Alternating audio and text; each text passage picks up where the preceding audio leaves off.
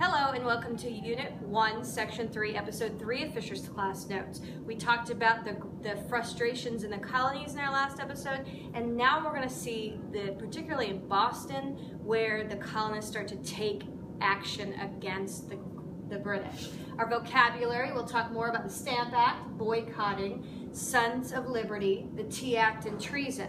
We're going to talk about repeal, the Declaratory Act, the Boston Massacre, the Boston Tea Party, and we'll end with the Intolerable Acts. By the end of this episode, I want you to understand two things. One, Britain and the 13 colonies had very different ideas of what rights the colonists had. The colonists were angry because they wanted more of a role in Parliament if Parliament was going to do things like internally tax them. And two, Britain assumed that if they showed some force, that would calm the colonists down, that they would feel a little threatened. Instead, it did the opposite, and it made more of the colonies rally together.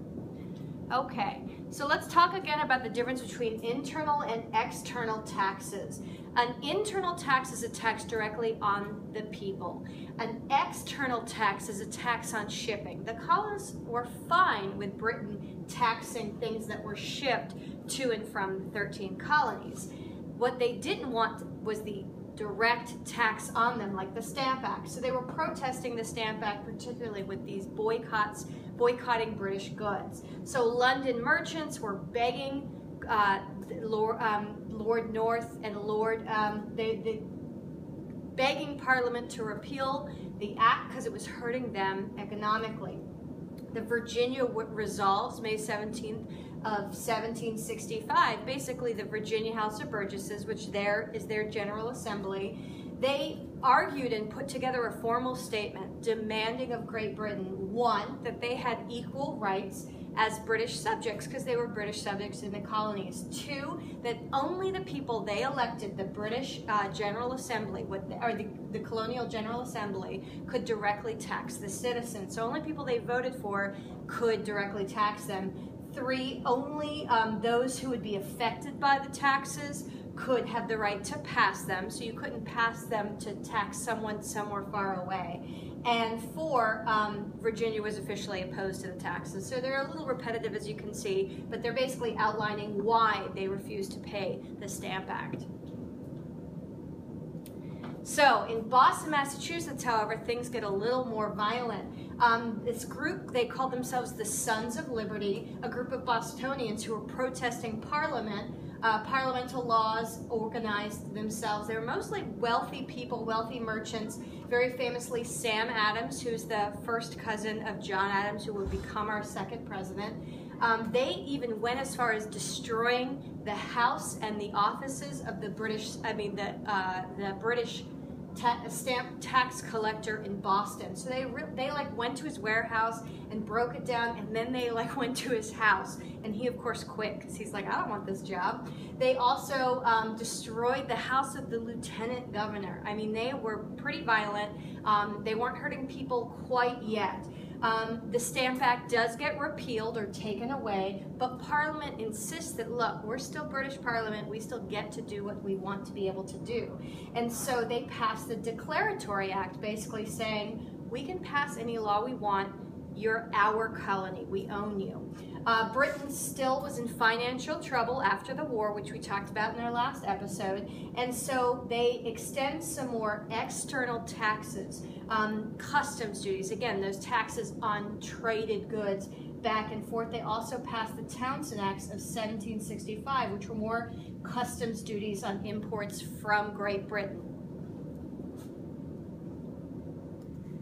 So, you get more protests from other parts of the colonies, particularly from a guy named John Dickens. He was quite famous for writing a series of letters. He was a gentleman farmer, and he wrote a series of letters published under Farmer of Pennsylvania. And he said that Great Britain may lay duties upon her exportations to us for the purpose of levying money on us only. She then will have nothing to do but to lay those duties on the articles which she prohibits us to manufacture, and the tragedy of American liberty is finished. So essentially he's saying Britain keeps us from making certain goods and then taxes us because we're forced to buy those goods from Great Britain. And so he was pointing out that it's really unfair because they're targeting us by taxing us on things that we can't produce ourselves. Samuel Adams of Boston, we talked about him from the Sons of Liberty. He wrote a circular letter, which literally means a letter that's circulated throughout the colonies, that urged the colonists to all kind of come together and fight this together, fight the Townshend Acts. And basically Britain decided we're going to use more force. They thought the only thing they needed to do was show more force, and then Great Britain would, then the colonies would kind of fall back in line and do what they were supposed to do. In Boston, where they thought all the trouble was, they sent so many British soldiers to Boston that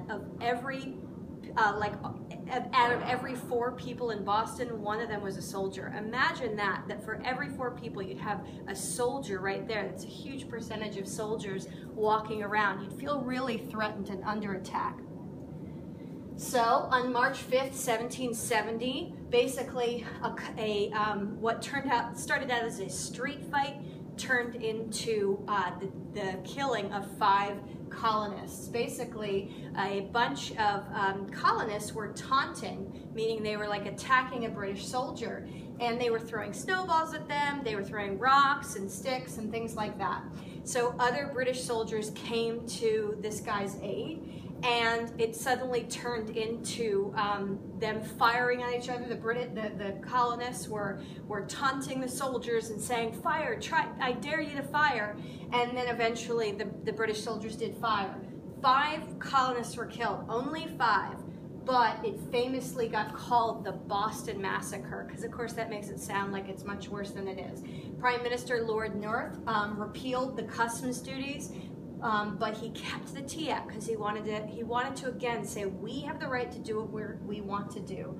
There was tarring and feathering of British merchants. Boston smugglers, people who were illegally trading, people like John Hancock, the first signer of the Declaration of Independence, were targeted by the British. At the same time, so this was 1770, in the next 3 years, Britain is still in great financial trouble. And so they decide to pass the Tea Act, which protects the East India Company. It's a British company that was in financial trouble.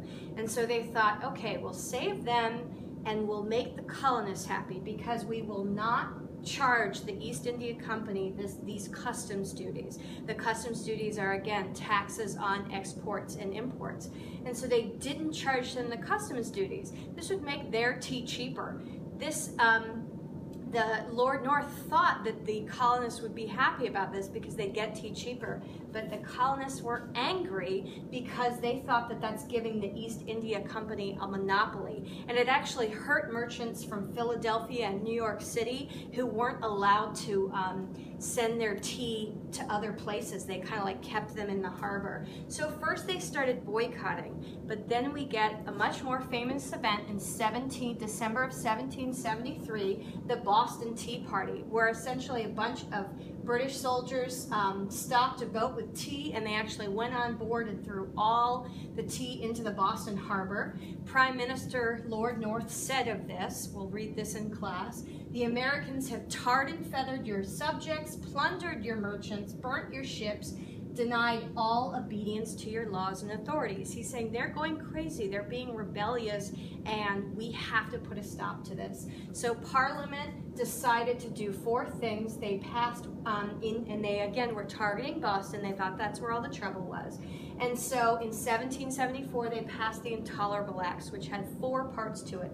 1, the Port Act closed the ports of Boston. Remember, not most of the colonies depended on imports to get stuff, to get food, things like that. So that hurt them. 2, the Quartering Act that made Bostonians house British soldiers. 3, the Justice Act that British citizens would get sent back to Britain for a trial rather than being tried in the colonies. Basically, they're saying we don't trust that you're going to do the right thing. And 4, the Luis Mateus Aguilar Report to the office. Louise Meteglia Aguilar, report to the office now. Somebody's in trouble. All right, and then the Massachusetts Governing Act dismantled the Massachusetts elected officials and actually put the general of the British Army in America as the new governor. So they basically kind of had a military takeover over the colony of Massachusetts. All right, thanks for watching.